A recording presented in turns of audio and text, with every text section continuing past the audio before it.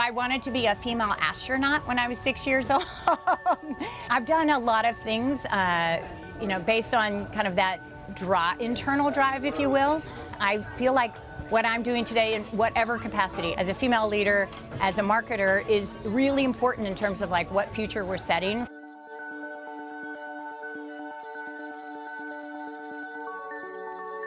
Pandora is the largest music streaming company in the United States. We have well over 72 million monthly active listeners, and we are all about providing them a very personalized music experience. Right before I joined Pandora, I've most recently been the Chief Marketing Officer and the head of the e-commerce business for Banana Republic. And I was lucky enough to be at the Gap for 13 years. What I really learned from my experience within retail was focusing on what the customer needs are and the customer experience first and foremost.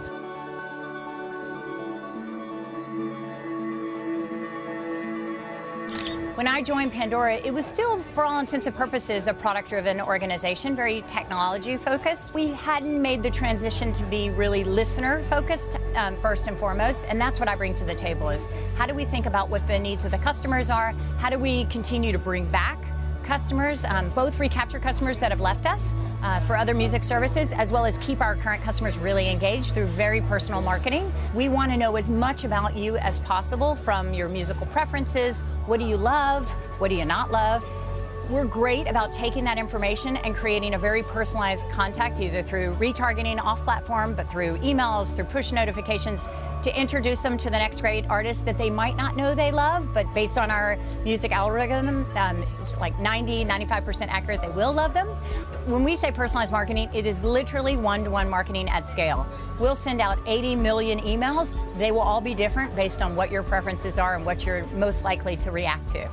There's nothing wrong with segment-driven marketing, but it's so much more powerful when I can talk to you about who you are, what I know you like, what I'm anticipating you're going to like based on what you've liked in the past. I mean, the returns and the response is, somewhere around 10 to 20 times higher than if I just send you a generic ad talking about how phenomenal Pandora is.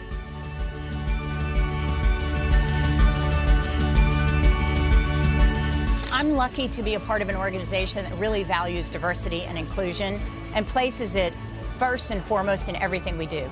I feel like it's very important as a female CMO, honestly, to stand up for inclusion and not necessarily gender parity, but strength of diversity in terms of all kinds of opinions. It's important to think about, how do we get terrific ideas? How do we move things forward? And the best way to do that, honestly, is surround yourself with people who are not like you. Because if we all are exactly the same, we're going to have the same ideas, and that's where we fail. It's just smart business, frankly, as well as the right thing to do. And I feel like that's a really critical part of what I want to drive in terms of my role as CMO of Pandora.